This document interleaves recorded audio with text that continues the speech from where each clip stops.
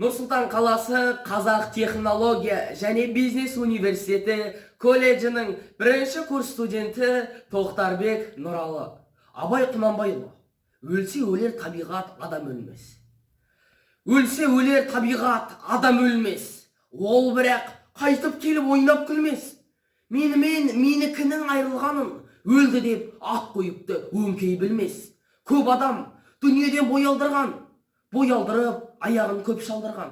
Өлді деуге сияма айтыңдаршы, өлмей тұғын артынан сөз қалдырған.